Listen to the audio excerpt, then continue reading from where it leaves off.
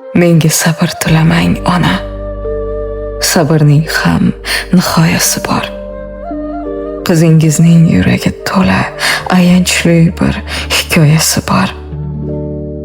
Peshonamga yozilgan ekan, bu g'amlardan qayga qochaman. Yuragimga sanchilar tikan, men dardimni kimga ochaman? Qoqilaman ming bor azobdan, kuchim yetmas g'amni yengishga.